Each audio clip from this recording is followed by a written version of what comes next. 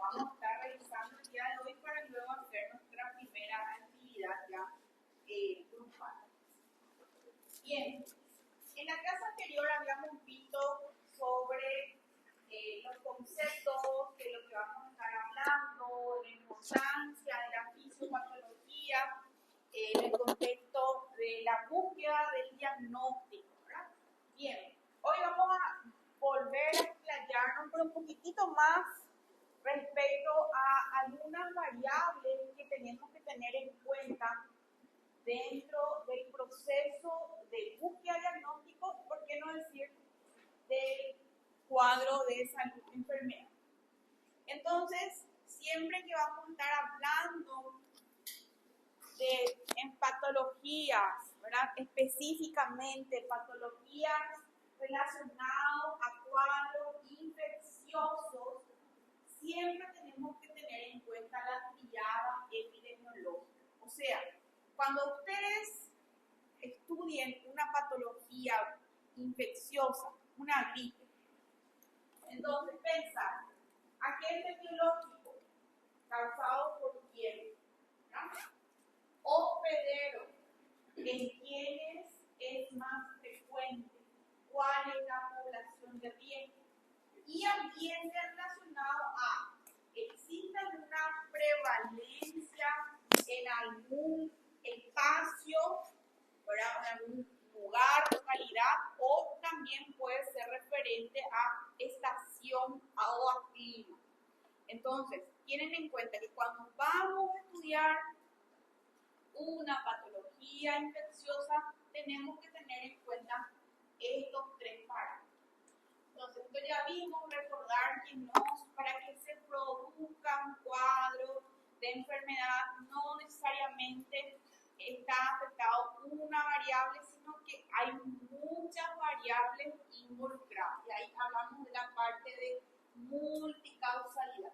Ninguno de estos por sí solo son capaces de producir la enfermedad. Tiene que haber una interrelación. Entonces, vuelvo a repetir, cuando ustedes estudian neumonía, agentes de todo, neumonía, micoplasma, etc., todos los agentes. ¿En quiénes son más frecuentes? Tal. ¿En qué época del año? Tal. Son cuadros comunes en tal lugar, ¿entienden? Entonces, son puntos que tenemos que manejar. Justamente, cuando hablamos de agente, entonces, como estábamos poniendo el ejemplo, en el caso de los cuadros infecciosos, pueden ser relacionados a cuadros parasitarios, bacterias, hongos, virus, biomas. También pueden ser agentes etiológicos en cuadros, en enfermedades no infecciosas, ¿verdad? Por ejemplo, relacionado al exceso de colesterol que trae consigo la dislipidemia, que sabemos que son factores de riesgo para enfermedades cardiovasculares. O también pueden haber cuadros de deficiencia. Deficiencia de tal cosa también producen patología. Y otros agentes como químicos o físicos.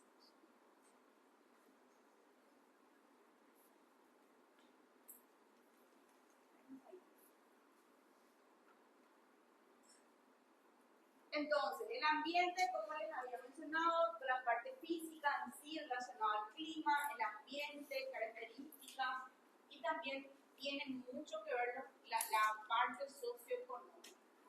Entonces, acá nuevamente, la gente que puede ser, acá me faltó hospedero. Acá, antes de pasar, esto vamos a ir viendo, ¿verdad? Cuando hablamos del análisis del hospedero, tenemos que ver lo que son los factores de riesgo, ¿verdad?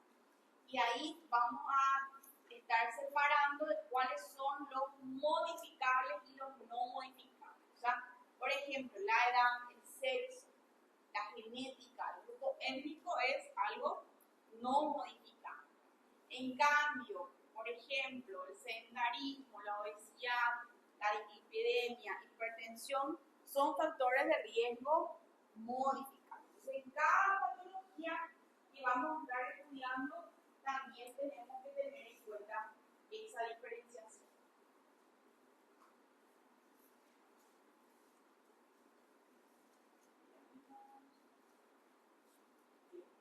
ejemplo, nuevamente, cuáles son los ejemplos de agentes, hospederos, los aspectos demográficos, los antecedentes, ¿verdad?, de ese paciente.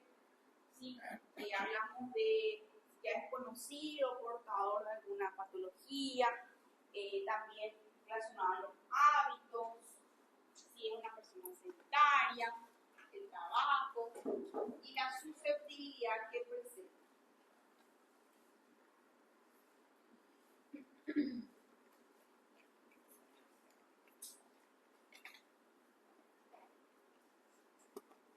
Y acá el ambiente también ya mencioné.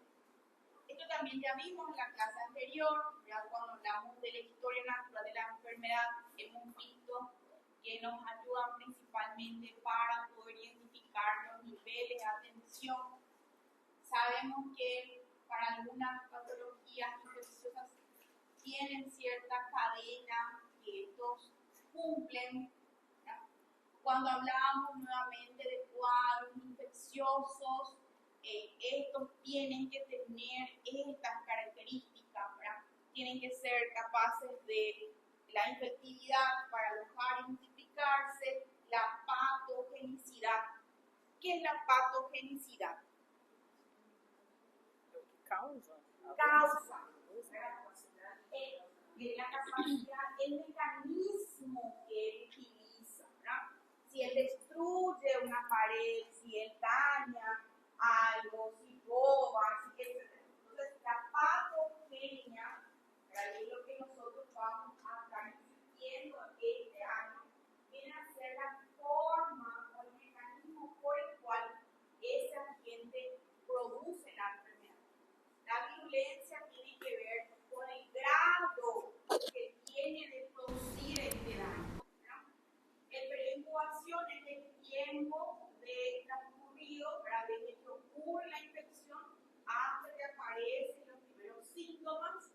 El periodo de transmisibilidad tiene que ver el tiempo en el cual esta patología puede ser infecciosa, que puede ser directa o indirecta, y vemos otros también.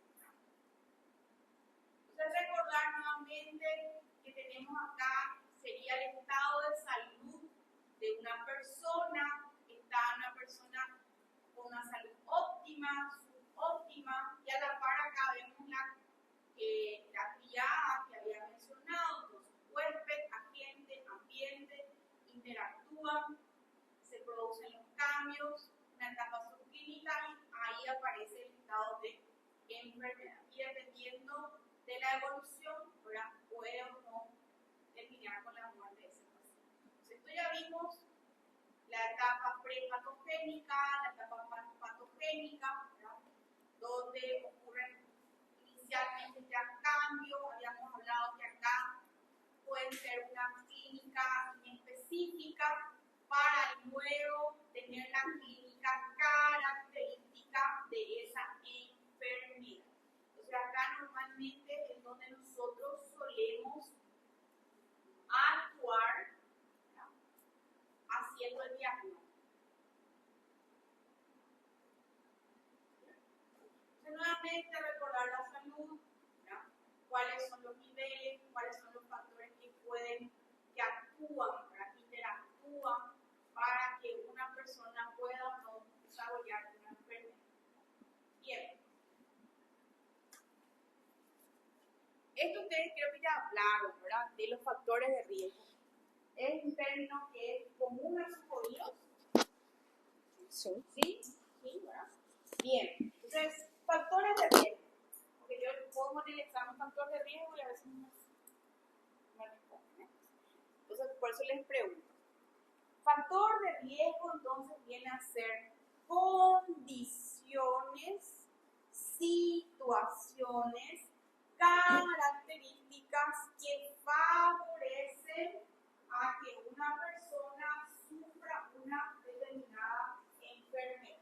Es un riesgo. Y este factor de riesgo está relacionado con el hecho de padecer la enfermedad. Y como ya les había mencionado, se puede modificar o no se puede modificar, ¿verdad? Lo que se puede modificar está relacionado generalmente al comportamiento.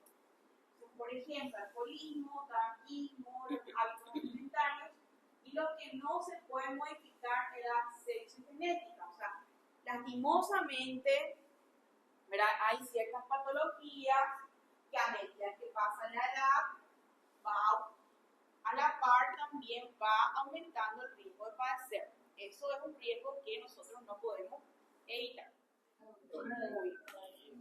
Hay algo que nós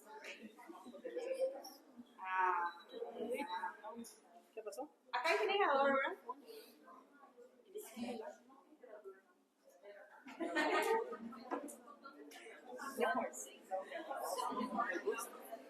Por ejemplo, factores de riesgo modificables, no modificables. Podemos actuar, no podemos actuar.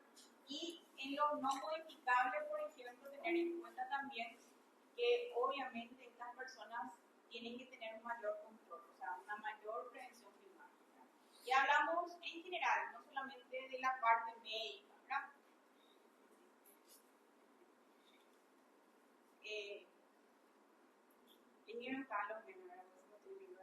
En fin, hablando de las patologías más prevalentes en el sexo femenino, en el sexo masculino, también vamos a estar en la parte de hemato, ¿verdad? Entonces, las hemofilias, más común en el sexo masculino, etc.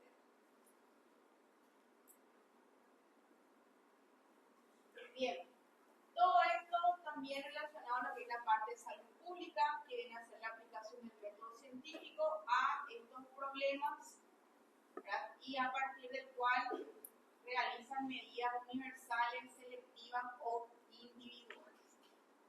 Esto ya vimos que es prevención primaria antes de que aparezca la enfermedad.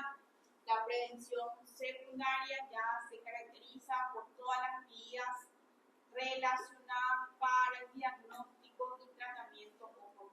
O sea, si yo tengo una clínica florida de libro, característica, y no logro llegar al diagnóstico, por ende no hago un buen tratamiento, no hago ningún tipo de prevención. Y la prevención terciaria habíamos visto que estaba relacionado ya al paciente ya que tiene una patología terminal, y nosotros lo que hacemos es disminuir la morbilidad de ese paciente. Bien, nuevamente recordar sobre la enfermedad que pueden tener relación en relación al impacto sobre la población, si es esporádica, endémica, epidémica. Entonces, esporádica, algunos casos puntuales en algún lugar, endémicas en cuando aparecen en una frecuencia mayor en una determinada zona, y las epidémicas son aquellas que se propagan a una proporción mayor y afectan a un gran número de pacientes. Bien, hablamos de cuadros no infecciosos en donde estos cuadros no están relacionados a agentes infecciosos. También son conocidas como enfermedades no transmisibles o enfermedades crónicas. Ahí también podemos encontrar lo relacionado a traumatismo, enfermedades degenerativas o enfermedades genéticas, enfermedades metabólicas, etc. Y las infecciones, como su nombre lo dice, son aquellas que son causadas por agentes patógenos. Entonces, nuevamente, dentro de las no infecciosas tenemos las genéticas. En algunos casos, por ejemplo, la diabetes tipo 1, sabemos que tiene un componente genético importante, no relacionado al comportamiento como vemos en el tipo 2. La hemofilia relacionada con zona X, por ejemplo. También recordar lo que vienen a ser las patologías mentales, acá les dije algunos ejemplos. También algunas enfermedades que todo esto que vamos a estar hablando en su debido momento, ¿verdad? El aparato digestivo, por ejemplo, les coloqué las enfermedades inflamatorias intestinales, las enfermedades del aparato respiratorio, cuando no son desencadenadas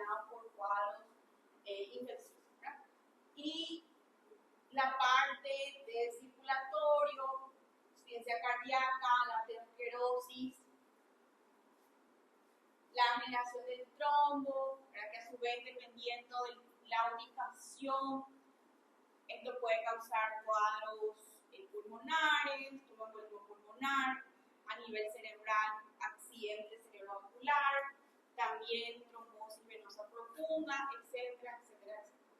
Y cuadros a nivel del aparato musculoesquelético, como por ejemplo la osteoporosis. Y acá unas enfermedades neurológicas como el Alzheimer, el estado de epilepsia, patologías relacionadas al sistema endocrino, cuadros oncológicos también, y las enfermedades autoinmunes. Antes de avanzar, les quiero preguntar, ¿existe algún contenido que ustedes año pasado no desarrollaron o desarrollaron menos? ¿O hicieron todo el fisiología?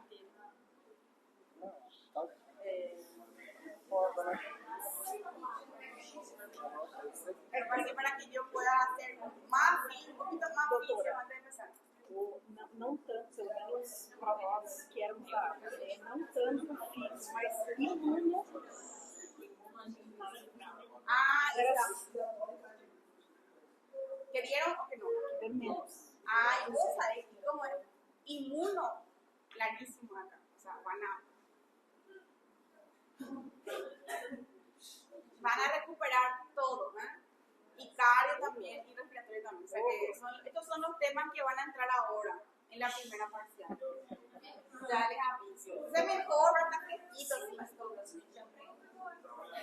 Justamente inmuno ahora. Qué suerte, se viene como anillo al dedo. Temas muy divertidos. A mí, o sea, ustedes se dan cuenta, ¿verdad? Pero a mí me gusta mucho todo lo que tenga lógica. ¿Sí? Y fisiopato hay mucha lógica. O sea, no quiero hablar mal de otras cátedras, ¿verdad? Pero hay cosas que a veces son muy imaginativas, ¿verdad? Tipo, te imaginas, ¿verdad? En cambio acá no. Acá esto se altera, produce esto y se manifiesta así. O sea, todo tiene un sentido, ¿verdad?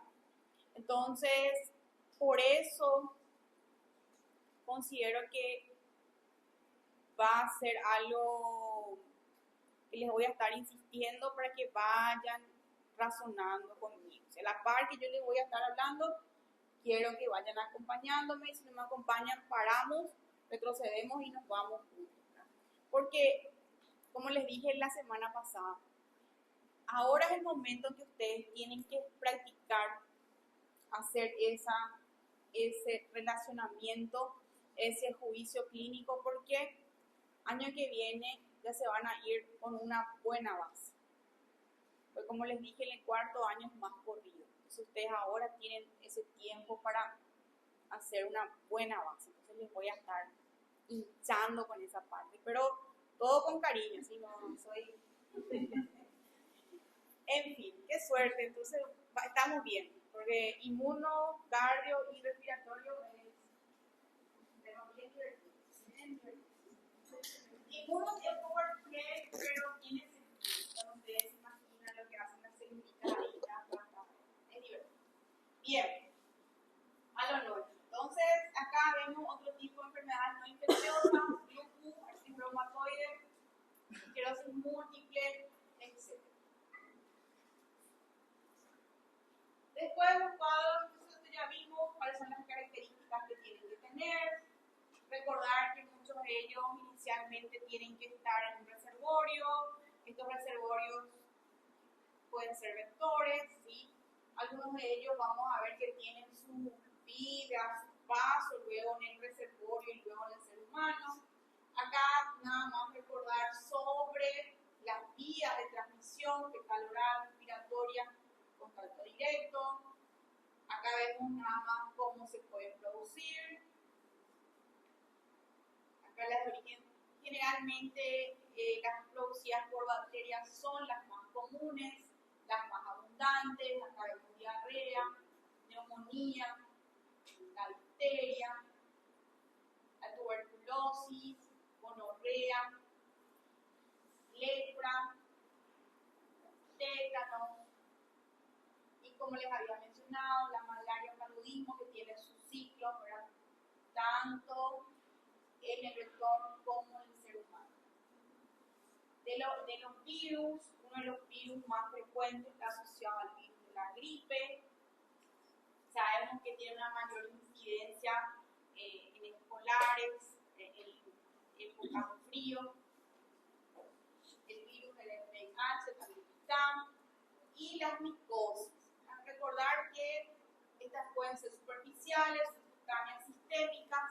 Normalmente las sistémicas son poco frecuentes, ¿sí?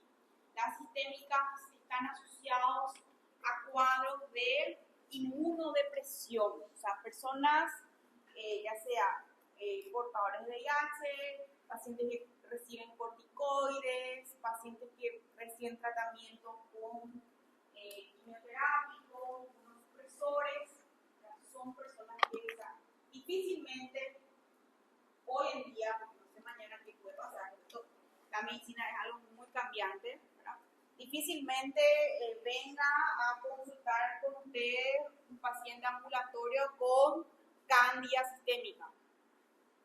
¿Verdad? Normalmente esto está más asociado a pacientes que están en unidades de cuidados intensivos, que reciben tratamiento antibiótico, etc. No es frecuente, pero tienen que saber, obviamente. También recordar un poquito lo que son los parásitos, los ectoparásitos, los endos, en este caso hablando de los gusanos, los plateliminos.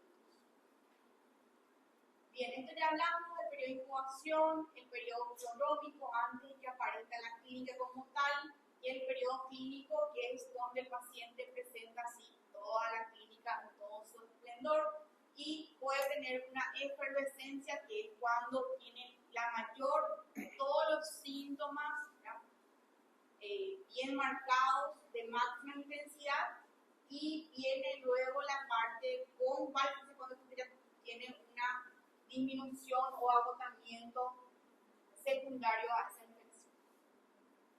Bien, otro punto también muy importante que tenemos que tener en cuenta cuando hablamos de los diagnósticos, principalmente, que verán enseguida, en relación al uso racional de los antibióticos. ¿Verdad? Como ustedes ya saben, existen ciertos parámetros laboratoriales que nos pueden orientar respecto a si estamos ante una clínica bacteriana o viral, ¿sí o no? Sí. Sí, ¿verdad? ¿Cuáles son? A favor de algo bacteriano. ¿Qué parámetros ustedes encuentran y dicen, esto es producido por una bacteria? Neutrófilo, leucocitosis con neutrofilo. Si yo pienso que es viral, ¿qué fórmula va a estar aumentada? Neutrófilo, linfocito o eosinófilo.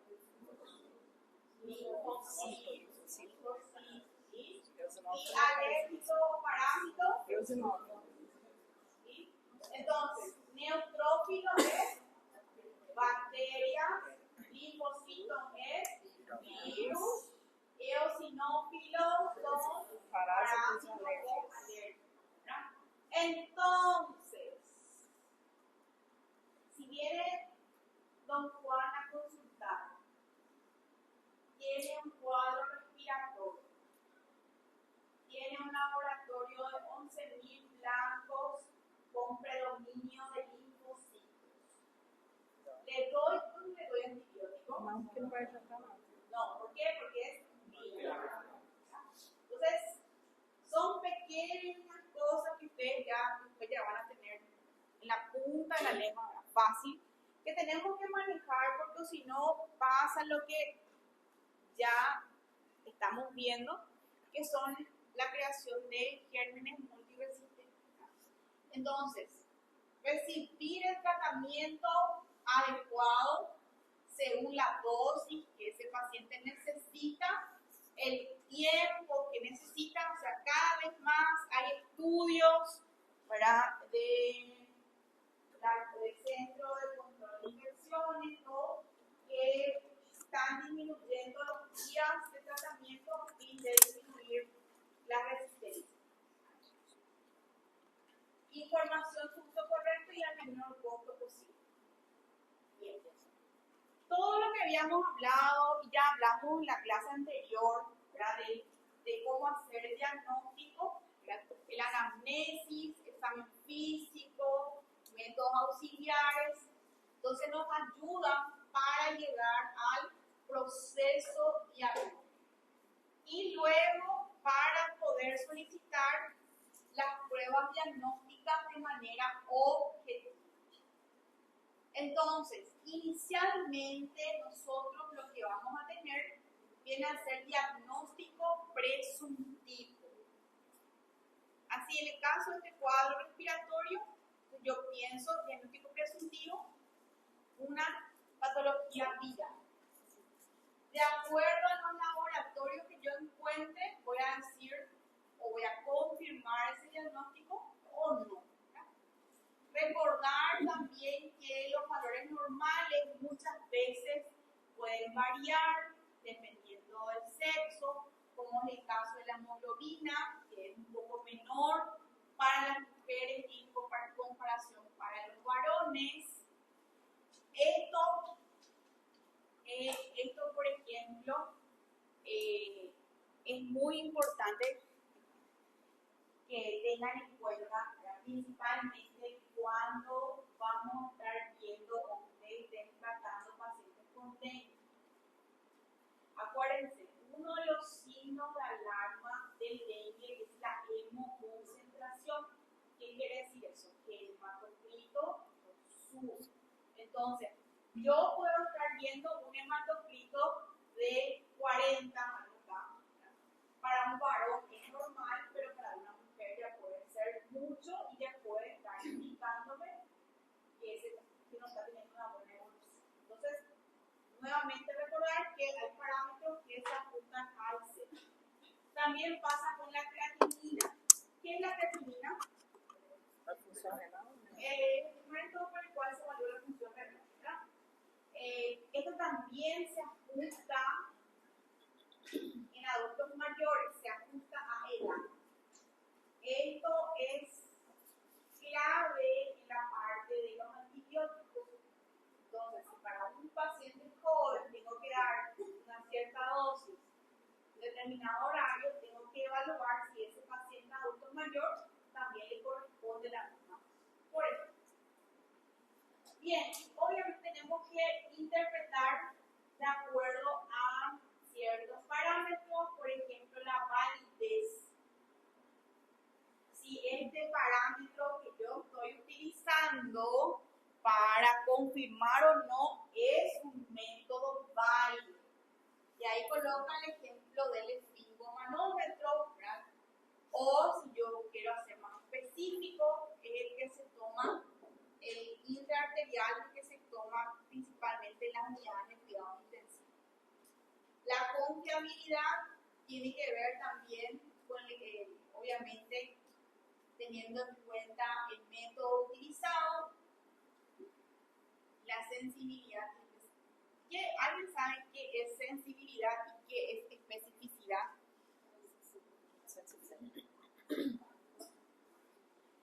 Sensível é que se der positivo, vai ser positivo mesmo, porque ele vai detectar. E específico é para aquele agente específico, não vai confundir com nenhum outro. Sí. Sensible quiere decir que tiene más un valor predictivo negativo.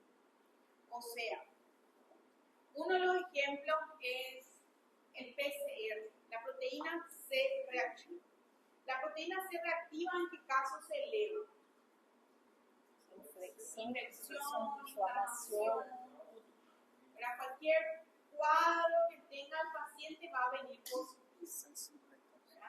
Entonces, si yo estoy pensando en un cuadro infeccioso y viene PCR negativo, entonces es negativo, tiene un valor predictivo negativo.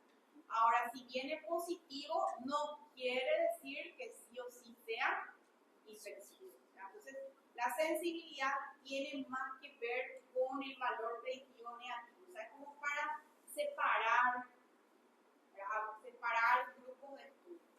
Y la especificidad habla de un estudio ya, como su nombre lo dice, específico. BCA para prostáticos, los marcadores tumorales específicos para cada órgano, ¿no? Teniendo en cuenta la etiología, podríamos pensar en procalcitonina, ¿no? Que es específico para patologías bacterianas. Y así, ¿no? Todo exacto, todo eso. Muy bien, entonces esto ahora se utiliza para poder evaluar lo que sería el valor predictivo negativo o valor predictivo positivo. Entonces tiene que ver, ¿verdad?, con la probabilidad de que una persona tenga una determinada patología.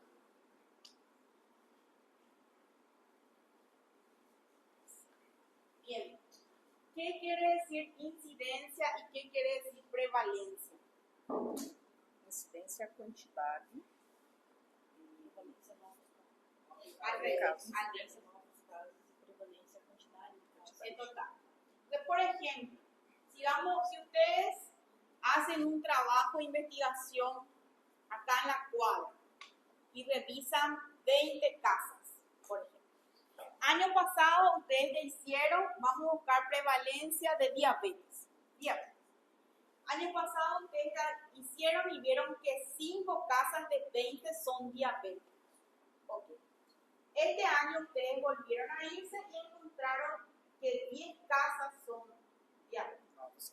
Nuevos casos. Entonces la incidencia, ¿cuánto es? 10. Son casos nuevos detectados en un tiempo. ¿Y la prevalencia cuánto es? Si había 5 antes y más 10, 15. La prevalencia es el total de casos. Incidencia, casos nuevos, prevalencia, total de casos. Bien. Son términos que van, ¿por qué estamos haciendo este repaso, verdad? Son términos que vamos a usar muchísimo, ¿verdad? Y también van a encontrar en todos los artículos que van a empezar a leer. Bien, población de riesgo, entonces personas que no tienen la enfermedad, pero que están en riesgo de desarrollar. Por ejemplo, esos 5 que se quedaron que no tienen diabetes, pero que tienen obesidad, lipidemia, entonces están ahí. Probablemente el año que viene ya van a ser también ya salgan. Bien. ¿Cuál es la diferencia entre morbilidad y mortalidad? Mortalidad es muerte. Morbilidade associada a uma enfermidade específica. Claro, la morbilidad tiene que ver do que é morrer. Eso. Claro, todos los cambios, la discapacidad, las alteraciones que causan esa enfermedad. Entonces, capaz esa enfermedad no le cause la muerte al paciente, pero altera, deja secuelas, entonces cambia su calidad de vida. ¿Sí? Eso, por ejemplo, vemos bastante en los pacientes que tienen infarto, ya que la isquemia causa necrosis, entonces el corazón ya funciona menos. Los pacientes que tienen ACV, que hace secuelar, entonces no causan mortalidad, sino que causan morbilidad. Muy bien. Acá vemos la artritis, que causa mucha impotencia funcional, también afecta la calidad de vida del paciente. Bien, o sea, mortalidad, morbilidad, etc. Acá, esto me parece importante. Si bien estos datos son del libro del COR, pero la verdad que no cambia mucho la realidad de hoy en día. Habla, ¿verdad?, de la mortalidad. Todas las causas en Estados Unidos son, en primer lugar, cardiopatía, enfermedad cerebrovascular, enfermedades malignas, enfermedades respiratorias y por último los accidentes. Entonces, como pueden ver, una de las principales causas de muerte son cuadros totalmente enfermos. Y ahí tenemos que hacer hincapié en eso. Acá nada más con la progresión y desenlace clínico, esto también es muy importante que manejemos al momento de estudiar patologías. No es lo mismo una patología que tenga un porcentaje de curación alto o que tenga alta probabilidad de dejar algún tipo de secuela. Entonces, ¿para qué eso? Para estar ya previendo, estudiando. Entonces, el paciente también vamos a poder tener mayor control de las variables para que estas puedan ser reducidas al máximo. Bien, y justamente lo mismo, ¿verdad? El pronóstico viene a ser con el desenlace clínico más común que solemos ver en estos cuadros. Bien.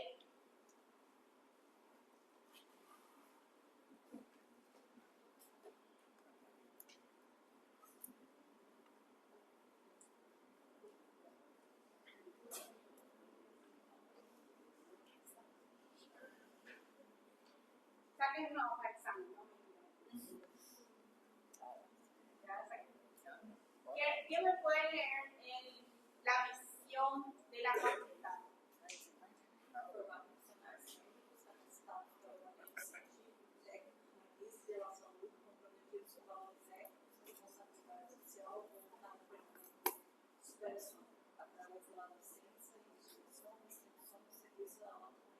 Muy bien. Entonces, ¿cómo ustedes se sienten hoy? Qué cansado, primera semana de clase. Cansado, tiene que ser ya.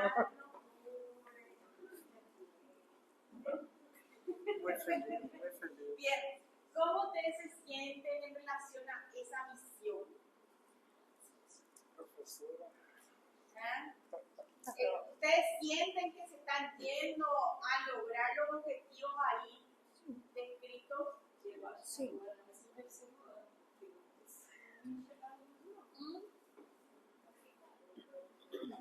¿No?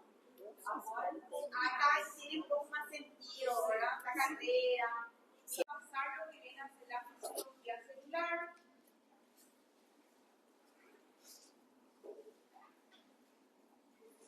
Entonces, recordar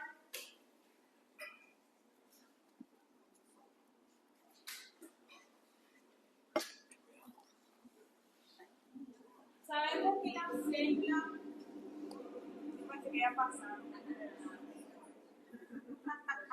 Vamos a jugar competencia.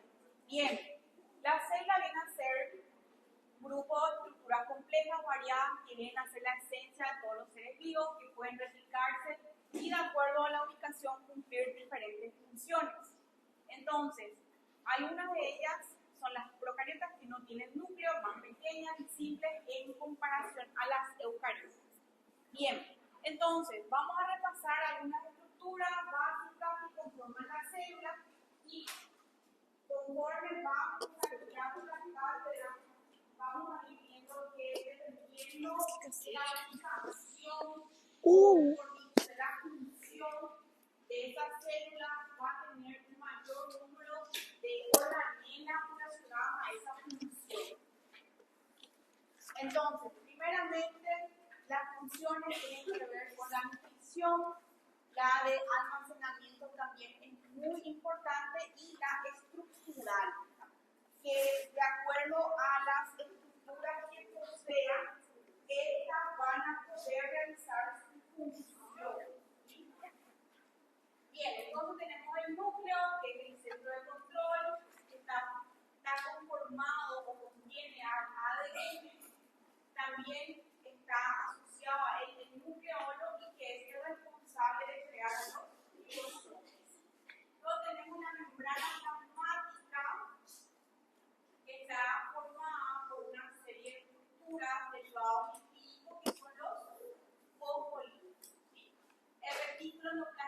celuloso sabemos que tiene la función más importante, que es la de síntesis de proteínas, y el liso está relacionado a la parte de los lípidos. Bien, entonces nuevamente recordar que los ribosomas tienen dos partes, o sea, tienen dos unidades y que van conformando a partir del ARN mensajero para ir produciendo las proteínas. Luego tenemos el aparato de Golgi, que está directamente relacionado a los ribosomas, ya que a ese nivel se van produciendo los cambios específicos para una determinada función, o sea, ponerle una capa de líquido, entre otros. Bien. Luego tenemos la mitocondria. Las mitocondrias son organelas indispensables dentro de los seres vivos, ya que a partir de esta estructura, entonces se obtienen la fuente de energía. Vuelvo a repetir, vamos a ver que de acuerdo al tipo de función de la célula, esta puede tener, por ejemplo, una mayor cantidad de mitocondrias. Por ejemplo, acá coloco el material, las células musculares de la pierna, entonces como tienen un trabajo mayor, pueden contener mayor cantidad de mitocondrias. Y vamos a estar viendo, ya adentrando en la parte patológica, que una de las formas de manifestación o de repercusión orgánica de daño celular tiene que ver con la afectación de la mitocondria.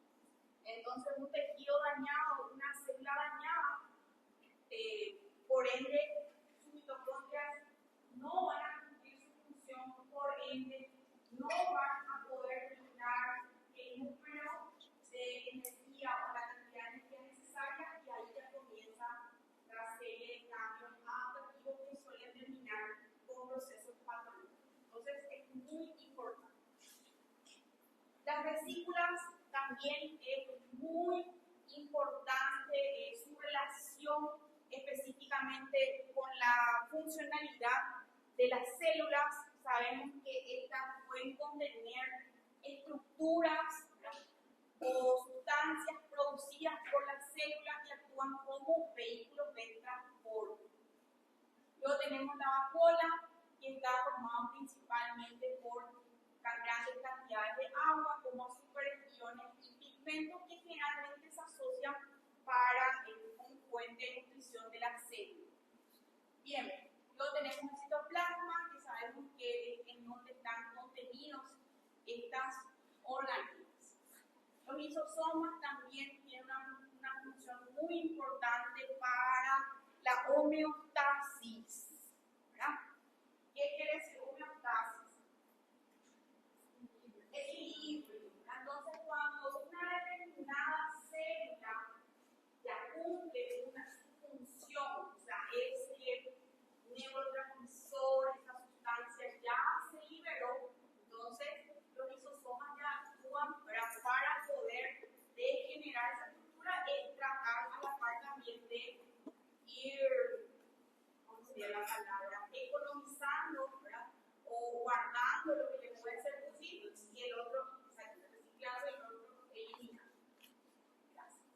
Bien, entonces ustedes ya saben, esto por biología es, van conmigo.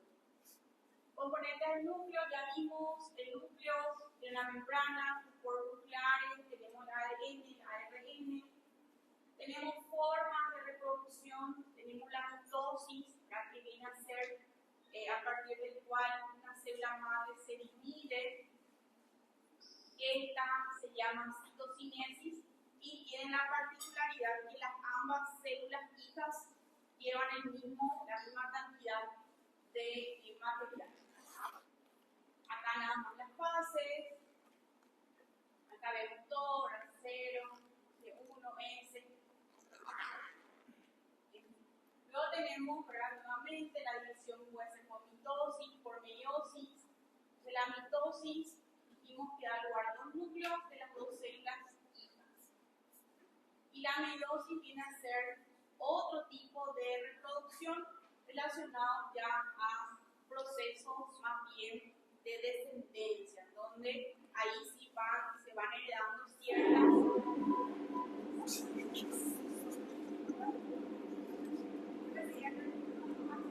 características. Menos mal que el tema de hoy es siempre pasa, si no estamos dando nada.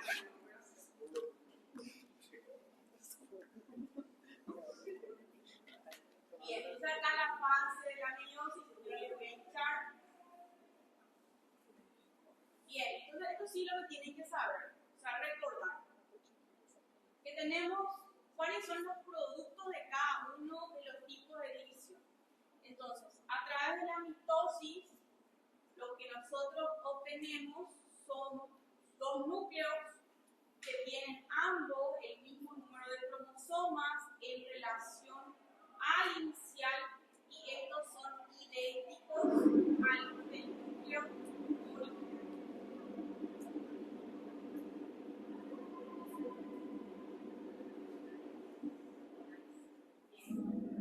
¿Por qué es importante repasar este concepto?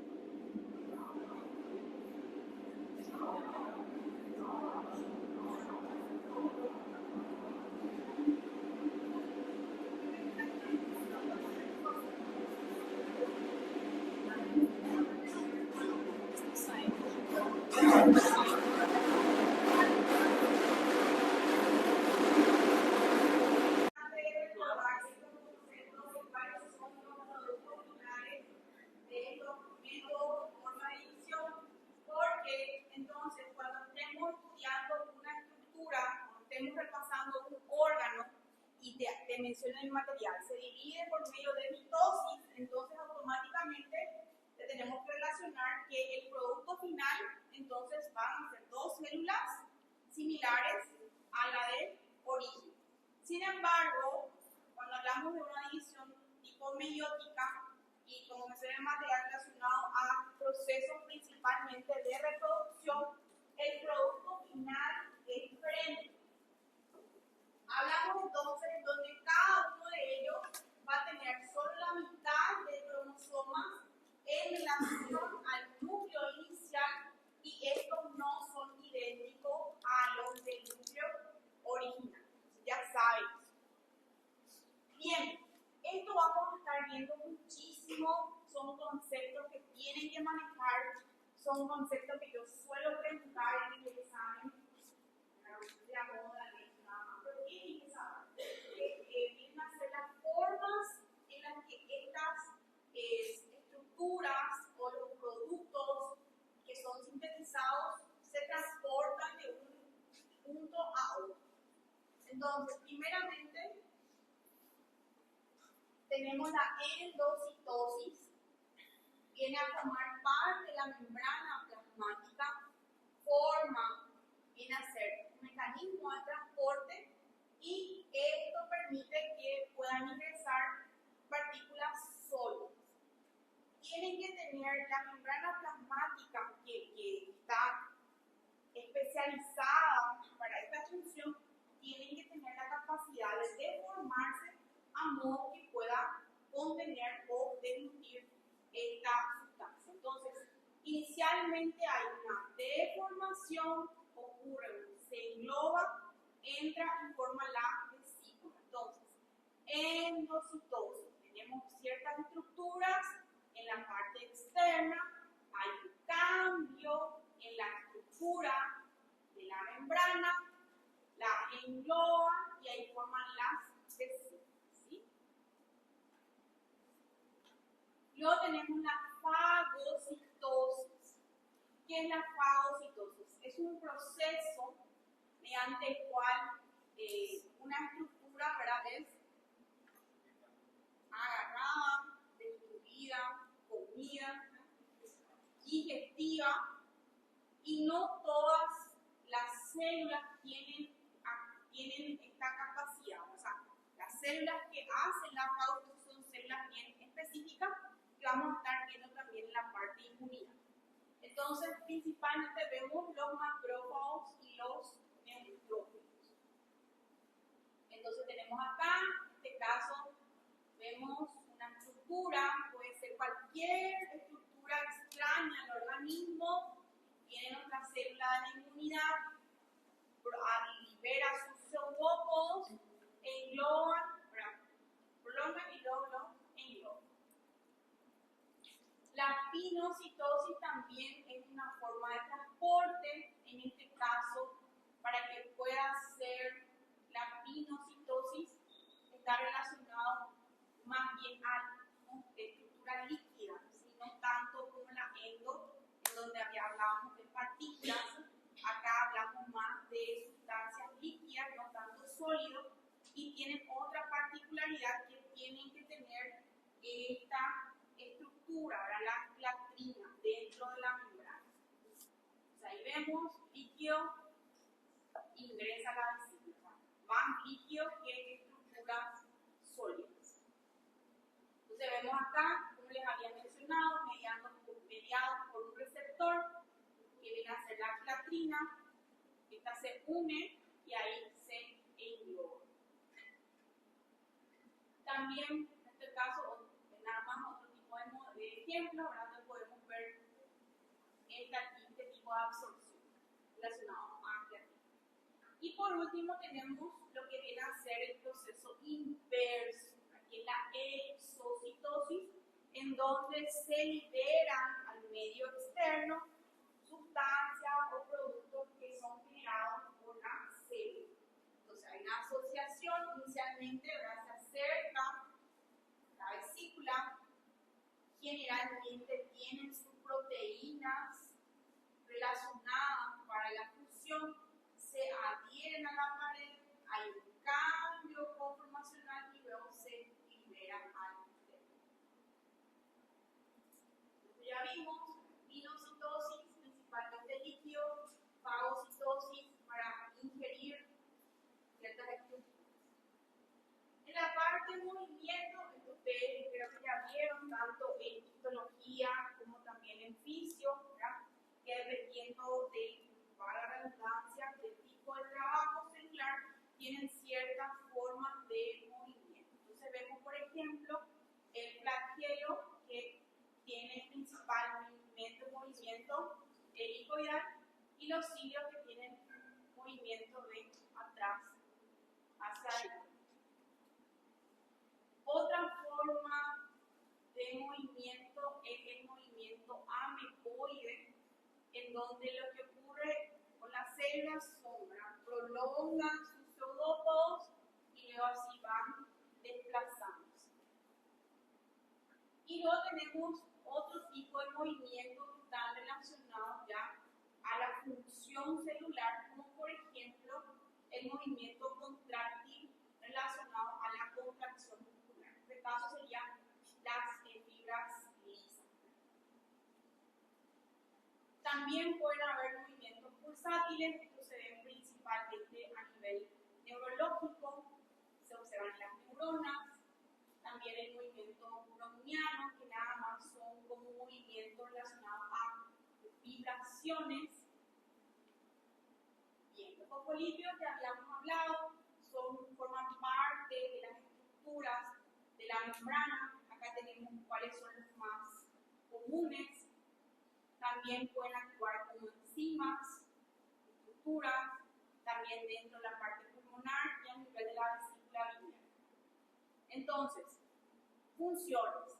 Estructura, función enzimática a nivel pulmonar, actúa como sustancia surfactante, forma parte principal de los ácidos biliares y también precursores para generar otras sustancias como son prostaglandinas, tropoxanos y leucotrienas. ¿En qué área, qué parte de todo lo que es la fisiología actúan estas sustancias? ¿Para qué sirven? Inflamación. Muy inflamación. Entonces hay que recordar, que también es muy importante, ¿verdad? Los esteroles, recordar que se dividen en dos grandes grupos, el bueno, el HDL, y el malo, que es el LDL. Sus funciones también, sabemos que ayudan para formar las membranas, también también son precursores de otras vitaminas, también ayudan a la producción de la bilis y también cumplen una función muy importante para el aislamiento de ciertas fibras nerviosas para permitir que la transmisión del impulso sea más fácil. Y también son precursores de hormonas liberadas por la glándula suprarrenal. Los glucolípidos principalmente están asociados a la parte neurológica, los cerebrócidos y los gangliósidos, y también sirven para la parte inmunológica, ¿sí? Para el reconocimiento, y también pueden actuar como receptores antigénicos. La membrana que habíamos hablado, protección, vasosustancias, transmisión de impulso. Los carbohidratos, recordar que están conformados, pueden ser simples, pueden ser complejos. Los peptidoglicanos tienen una serie de estructuras formadas por proteínas y también una parte formada por cadenas de polisacáridos. Nosotros vamos a estar viendo asociados a estructuras de pared bacteriana y la parte de microbiología que seguramente ustedes están fresquitos, ¿verdad?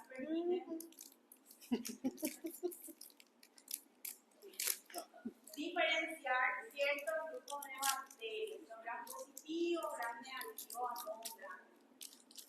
Justamente, pared de los gram positivos, pared de los gram negativos, que para nosotros es muy, en la práctica clínica, ¿verdad? Nos ayudan bastante a la hora de decidir qué tratamiento iniciar. Proteínas, sabemos que vienen a ser una o varias cadenas polipeptídicas, funciones, enzimas, transporte, estructural, hormonal y también la parte de la defensa. Entonces, estructura, inmune, homeostasis, transporte, y también está relacionado a todo lo que es la contractilidad muscular. O sea, acá vemos todo lo que ya había mencionado de acuerdo a su función.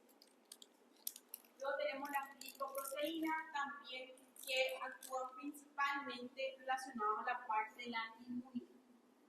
Glicocálidos que habíamos visto, también es la parte externa de la membrana celular, y también tienen funciones muy específicas, la protección, inmunidad, también está asociado al reconocimiento de estructuras, adherencia, y ayuda también para el desarrollo embrionario. Bien, también hablar un poco de lo que vienen a ser los canales iónicos. Sabemos que son proteínas las que se encuentran dentro de las membranas, que dependiendo de cuál canal está relacionado, obviamente va a tener permeabilidad a ese ion, y se abren o se cierran en relación a los estímulos externos. Entonces, ¿para qué función cumplen?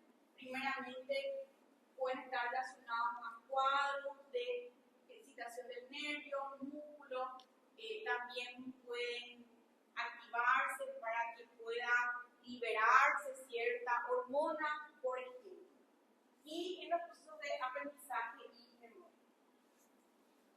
Bien, los iones también sabemos que son estructuras muy importantes dentro del organismo, y obviamente la alteración de estos también está relacionado a procesos patológicos. Ustedes ya saben el valor normal de sodio. Muy bien, potasio.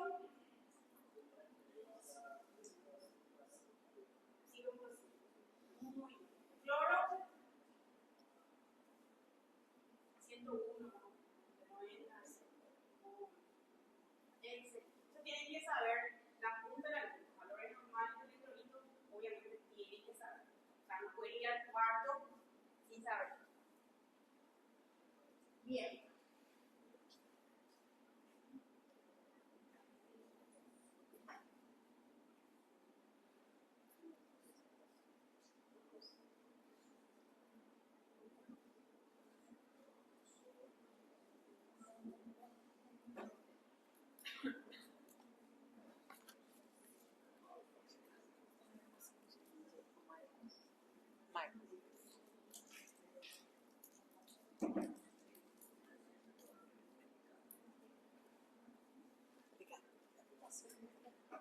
Bien, continuando con la parte de generalidades,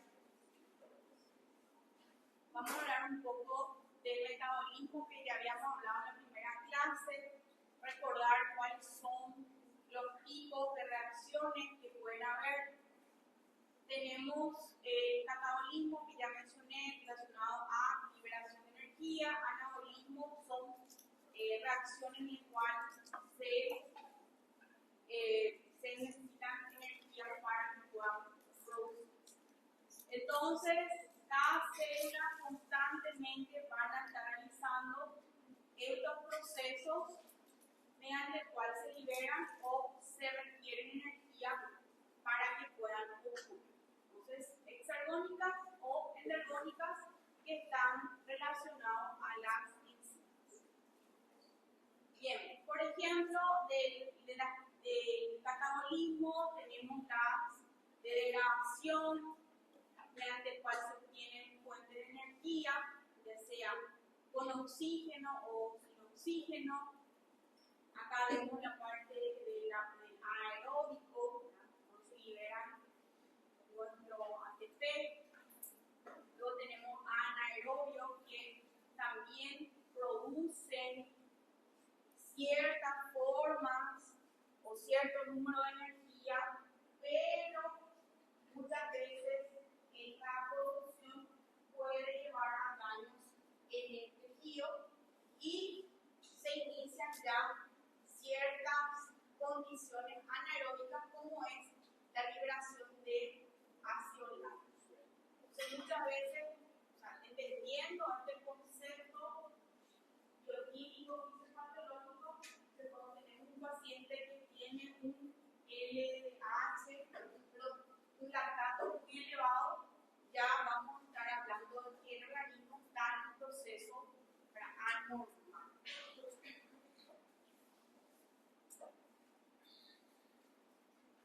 Bien, el anabolismo viene a ser ya formas en cual se van construyendo ciertas estructuras para el metabolismo, formación de biomoléculas, cada moléculas simples para producir moléculas más complejas.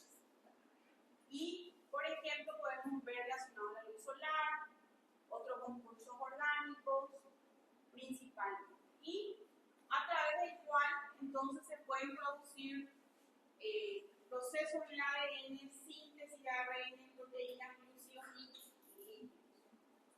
Bien, esto es lo que ya habíamos hablado recién. Nosotros, al momento de estudiar las patologías o evaluar el medio interno al paciente, vamos a tener en cuenta principalmente el líquido extracelular.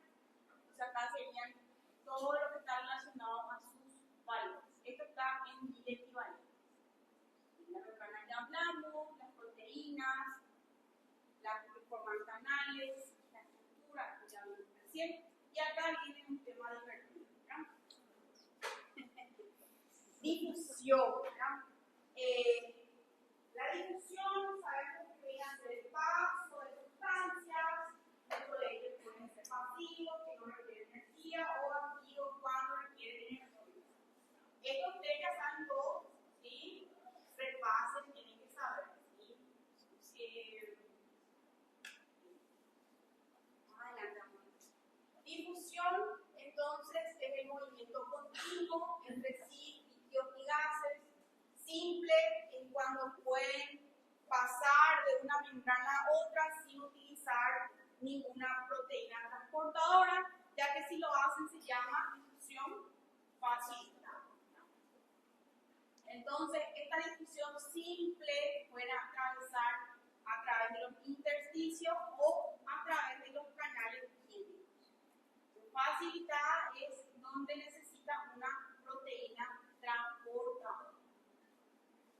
Y la velocidad en la que esta pueda atravesar está relacionado a la solubilidad de los líquidos. Eso es un concepto que me gustaría que tengan en cuenta cuando vamos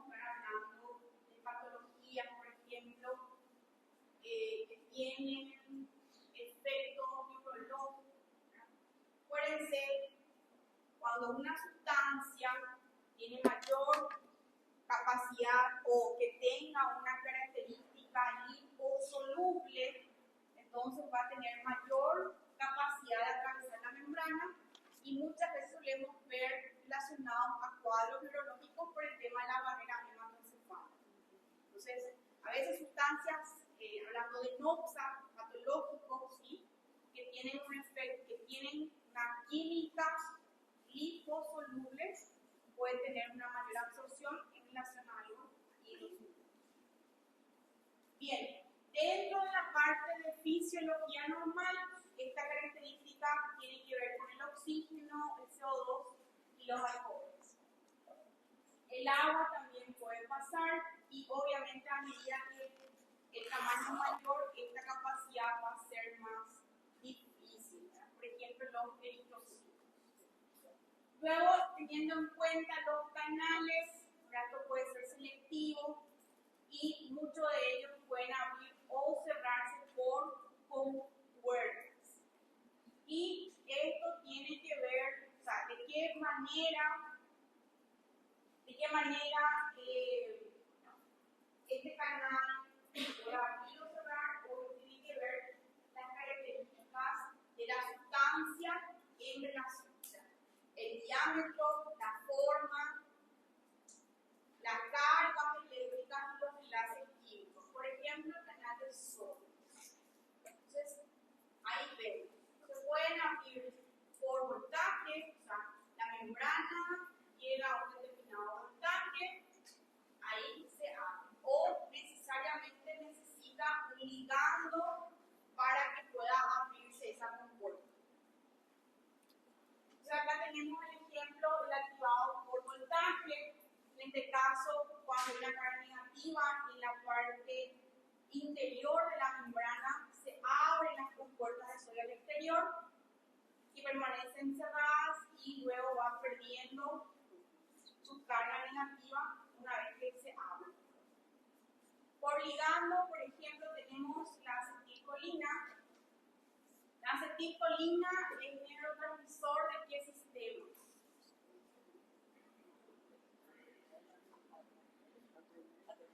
Colinérgico, ¿sí? El neurotransmisor del simpático, ¿cuál es? Adrenalina, noradrenalina, ¿sí? Del parasimpático es la acetilcolina. ¿Cuál es la función del simpático? Para que sea más claro. Hace funcionar el simpático, esto quiero que graben y lleven para toda la vida. El simpático está relacionado a todo lo que es la parte de alerta, sobrevivencia, ¿sí? Y el parasimpático, lo contrario, relacionado a relajación, recuperación, ¿sí? Entonces, cuando nosotros estamos en una situación en la que tenemos que hacer una actividad intensa o el cuerpo identifica que estamos en un proceso de peligro, alerta, se activa el simpático. Y cuando quiere recuperar, descansar, parasimpático, ¿sí? La acetilcolina. Bien. ¿Para qué sirve la acetilcolina? ¿Para qué? Para la contracción muscular. Bien, la facilitada entonces es a través de una proteína. Entonces tenemos la ósmosis, que tiene que ver con el movimiento neto del agua. Esto, chicos, es muy interesante que siempre tengan en cuenta el concepto de ósmosis, porque en todas las metodologías que vamos a estar viendo, tenemos que ir relacionando a este principio. Entonces, sabemos que el agua es la sustancia más abundante, se inunda en ambas direcciones y ahí genera el movimiento. Para que lo que trata de hacer siempre el agua es tratar de mantener constante. Entonces, acá tenemos el ejemplo. Tenemos una membrana semipermeable, ¿verdad?, en donde hay una menor concentración de soluto, o sea, hay una mayor, más diluida, y otro que viene a ser una mayor concentración de soluto, o sea, más concentrado. Hablamos de un medio hipotónico o un medio hipertónico. Entonces, siempre el agua se va a mover a favor del gradiente osmótico. Entonces, donde hay menos soluto, hacia donde hay más soluto. De menos a más. Entonces, por eso en este caso se hincha en un medio hipotónico, y en un medio hipertónico es lo que hace que salga, ¿verdad?, y que la célula se deshinche. Entonces, ¿en qué caso se ve? Por ejemplo, pacientes que tienen estado de hipoalbuminemia. ¿Cuáles son las condiciones médicas que llevan a hipoalbuminemia? ¿Qué es la hipoalbuminemia? ¿Qué es la hipoalbuminemia? Es cuando un paciente tiene bajo número de proteínas. Claro. Si el paciente tiene bajo número de proteínas, causa, ¿qué puede hacer que tenga bajo número de proteínas primero? Uno, desnutrición, ¿verdad? Otro, alcoholismo, o sea, relacionado a qué cosa? Problemas hepáticos, ¿verdad? Patologías hepáticas finalmente están condicionados a un menor número de proteínas. Entonces, cuando hay un número bajo de proteínas, entonces, ¿qué pasa? El agua tiende a hacer el paso en un medio hipotónico, entonces la célula se hincha. O sea, ¿qué es lo que pasa con la célula?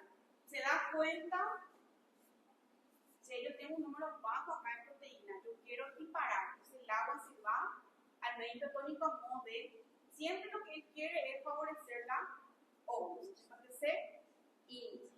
¿Sí? Entonces, esa es una de las causas de edema, por ejemplo. Bien, y tener en cuenta también en el medio hipertónico en qué caso es peligroso. Hablando ya, trayendo a nuestra realidad médica. ¿Cuál puede ser una circunstancia en donde pueda haber un medio hipertónico?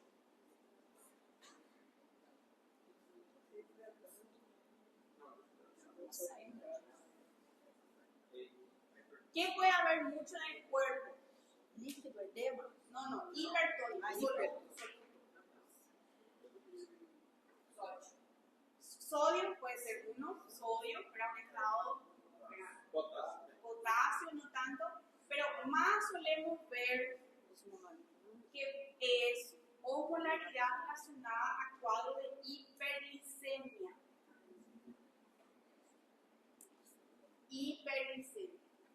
Entonces, vamos a traer a la parte médica esto que estamos viendo acá.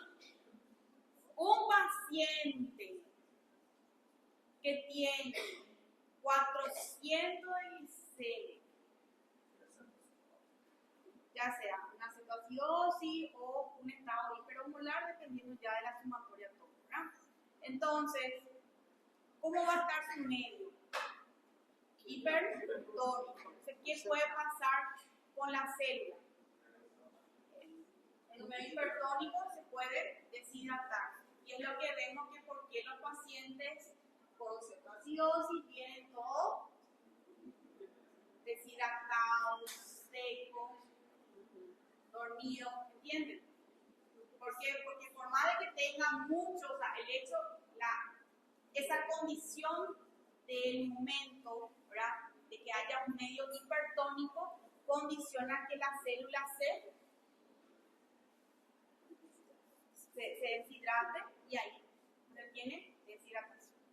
¿Entienden? Entonces, por eso es importante volver a repasar estos conceptos porque son cosas que vamos a estar viendo todo el tiempo. Y de ahí también la importancia de comprender para poder hacer el tratamiento. En el sentido de que, entonces, ustedes ya saben por qué es importante hacer las correcciones en un paciente que está con estado de hiperglicemia, porque va a estar deshidratado.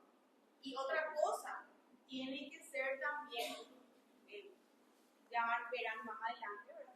Un proceso paulatino para que no sea, ese proceso brusco también puede causar alteraciones. Porque acuérdense cómo está la célula, deshidratadísimo. Y pasa lo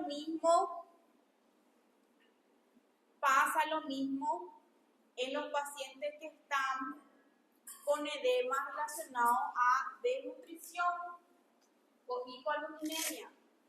Si yo no corrijo esa condición, ¿el edema va a mejorar? No. Entonces, por eso es que es muy importante comprender la fisiopatología de las enfermedades, porque al poder comprender cómo se produce, yo voy a poder tratar. ¿Sí? No es bajar el azúcar nomás y mandar, no, acuérdense cómo está su cerebro, cómo está su organismo. ¿Ya?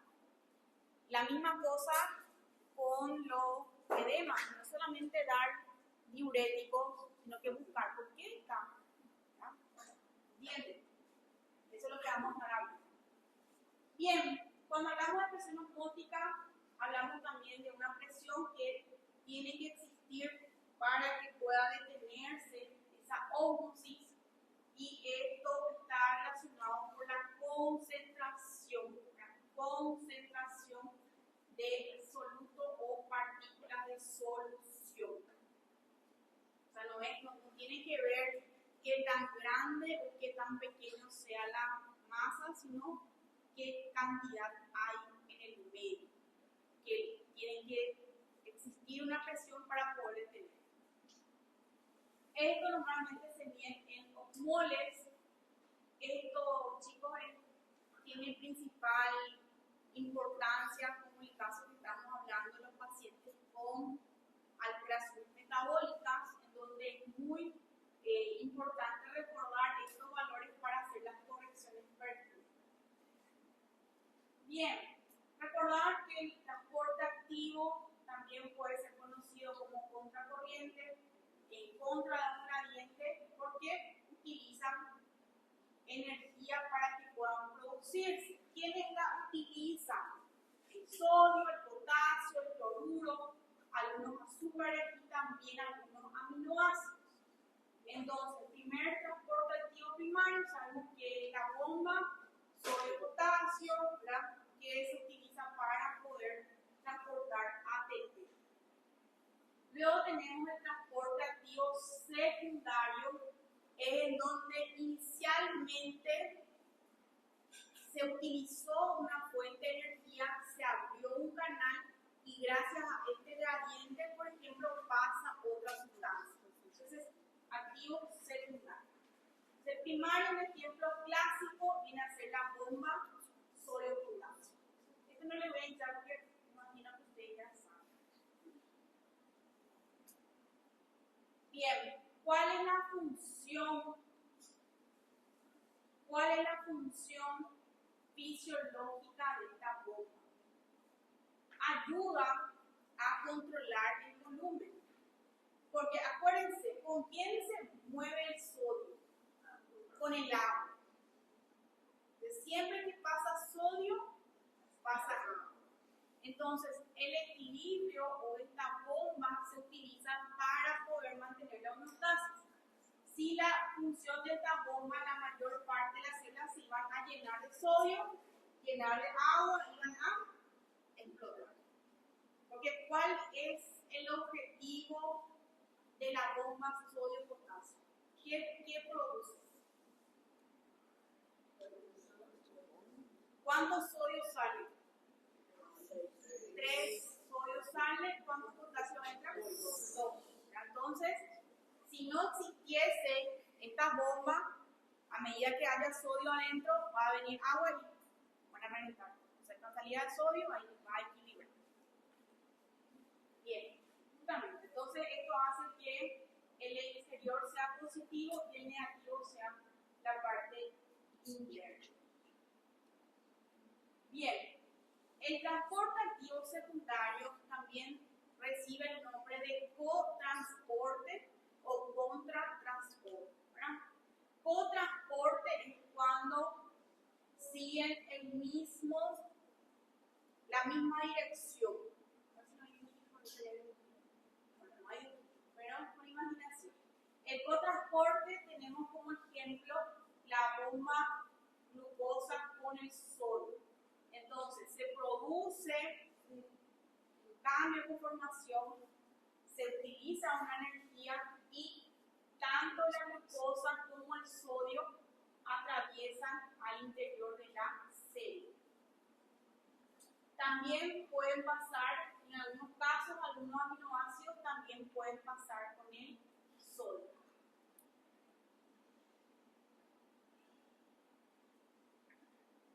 Luego tenemos el contratransporte, como su nombre lo dice, es lo contrario.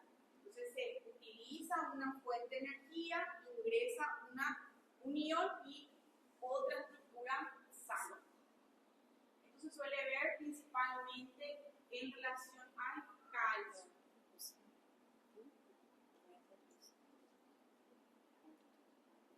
También pueden existir específicamente en el túbulo proximal renal relacionados con el hidrógeno. Y luego tenemos estos transportes, ¿verdad?, relacionados al paso de sustancias dentro de una lámina celular. ¿Dónde? O sea, todo muy lindo, hermoso, todo así los libros, ¿verdad? Pero ¿dónde actúan estos canales? Pueden estar en el epitelio intestinal, en los túbulos renales, exócrinos, en la vesícula biliar y también a nivel del plexo corporal. Y esto también permite que se absorban nutrientes y vayan a la sangre en este caso, o también puedan reabsorberse estructuras a través del filtrado glomerular. Si quieren descansar, quieren continuar porque viene publicidad membrana. A ver,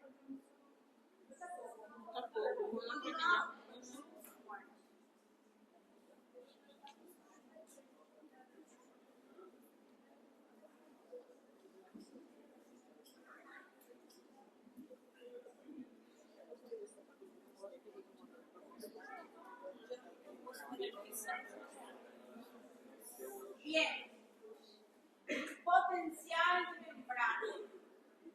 Recordar, ¿verdad?, que estos potenciales están relacionados a procesos de la despolarización de membranas. ¿Sí? Recordar que no es que ciertas estructuras específicas tienen su tipo o carga o valores para que se puedan despolarizar distintas a los demás. No es lo mismo el potencial de acción de una fibra nerviosa en relación a una fibra muscular, ya sea lisa o cardíaca, es totalmente diferente. ¿Por qué es importante conocer esto? Para que el día de mañana podamos identificar todas las repercusiones clínicas que pueden estar relacionadas a una afectación electrolítica. O sea, si yo tengo un número muy elevado de sodio, evidentemente este proceso va a verse afectado. Ahí puede hacer que el paciente esté en estado muy hiperactivo o puede hacer que esté somnoliento, disminuyendo el potencial de acción y por ende sabemos que todo la parte de sinapsis también va a verse afectada. Bien, entonces, recordar que el potencial de difusión viene a producirse por la diferencia de concentración. El número de potasio sabemos que es mayor dentro de la membrana, pero baja fuera. En este caso, estamos hablando específicamente del potencial de acción de una neurona, ¿sí? De una fibra nerviosa. Existen la membrana permeable sodio-potasio y en este caso va ingresando y generando una electropositividad fuera y electronegatividad dentro. El potencial de membrana de reposo es de negativo 94. Luego tenemos, ¿verdad? Se produce la difusión que está dado ya por los canales de sodio. Se van a abrir los canales de sodio y ahí la membrana que era 94 menos 94 se va a volver positivo a más 61 relacionado a la difusión de sodio. Entonces tenemos inicialmente una fase de reposo en donde vemos acá que tenemos la electronegatividad y la parte positiva fuera a 90 milivoltios. Luego la membrana, ya sea por un estímulo. Entonces, por ejemplo, la acetilcolina llega al receptor segundo. Ahí desencadena el potencial de acción. O sea, para que se pueda activar o iniciar el potencial de acción, tuvo que haber habido inicialmente un estímulo. ¿Sí? Entonces, hay un estímulo, en este caso, o la liberación de un neurotransmisor. Llega a una vesícula sináptica, hace un cambio funcional, ahí activa esta membrana. Entonces, en este caso, la membrana se vuelve permeable a los iones de sodio y esto se va cambiando la polaridad. Y luego la fase de repolarización, entonces nuevamente estos canales se vuelven a cerrar y nuevamente se está volviendo negativo. Este es lo más así sencillo, simple, ¿verdad? Como recordar la fibra nerviosa. Sabemos que en el músculo hay otros componentes y en el corazón, en el músculo cardíaco también hay otros. ¿Alguien se acuerda que otro ion está relacionado en el músculo cardíaco? ¿Quién actúa también? Calcio. Muy bien. ¿Qué hace el calcio? ¿Qué características produce? La meseta. Muy bien. ¿Cuántos canales de calcio hay? Ahí eran dos, exacto. Los rápidos y los lentos. Los rápidos era para poder activar y los lentos para mantener. Entonces, si el calcio es tan importante, ¿ustedes creen que si el niño tiene una hipo o hipercalcemia puede tener arritmias? Sí. Claro, ¿entienden? Porque está afectado todo su potencial de acción. Su meseta va a ser más larga, su meseta va a ser más corta. ¿Entienden? Bien. Entonces tenemos los canales de sodio activados por voltaje, tanto para despolarizar como para repolarizar. Vamos a estar viendo, quiero más para anclarle, para que no sea tan leído, la importancia de conocer estos procesos porque hay fármacos. Por ejemplo, algunos fármacos, ¿ya escucharon hablar alguna vez de las convulsiones? Sí. Sí. ¿Qué son las convulsiones? Son descargas eléctricas anormales, que si se repiten mucho estas descargas eléctricas, dan origen a la epilepsia, a un paciente epiléptico. Una cosa es una convulsión y otra cosa es que el paciente convulsione varias veces, ya es epilepsia. ¿Sí? Causas, muchas causas, en fibra. Un paciente que haya tenido una lesión traumática, un accidentado, una ACV celular, un disturbio electrolítico puede hacer que dispare, tóxico, fármaco, en fin. Bien, ¿a dónde quiero llegar? Quiero llegar que algunos anticonvulsivantes actúan sobre los canales de sodio. ¿Entienden? Entonces hacen que ese canal de sodio disminuya su capacidad de generar potencial de acción, entonces con lo cual la posibilidad de generar descargas eléctricas anormales se vuelve baja. ¿Entienden? Todo lo que nosotros vamos a estar estudiando está relacionado a cómo se produce y qué actúa. ¿Sí? Pasa lo mismo en la parte cardíaca. Algunos fármacos antiarrítmicos actúan sobre esos canales de calcio para poder también ayudar para disminuir la prevalencia de arritmia. Por ejemplo, ¿entienden? Entonces, necesariamente tenemos que ver lo normal, lo fisiológico para poder comprender qué es lo que está fallando para poder tratar de manera oportuna. Bien. Acá esto ya vimos cómo se pueden activar relacionado más a la carga, al reposo, 0,90, se activa. Acá vemos el rango de la polaridad de los menos 90 a 35 y luego se vuelve a hacer. Y durante esta etapa de activación vemos que esta permeabilidad aumenta de 500 a 5000. Acá vemos también los canales de potasio de la misma forma, están relacionados a su voluntad. Recordar lo que viene a ser el periodo refractario.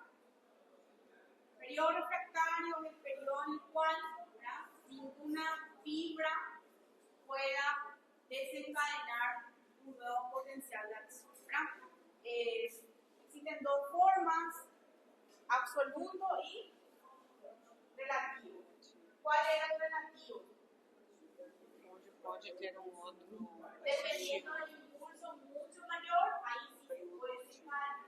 Y el absoluto es que no hay caso, no se puede.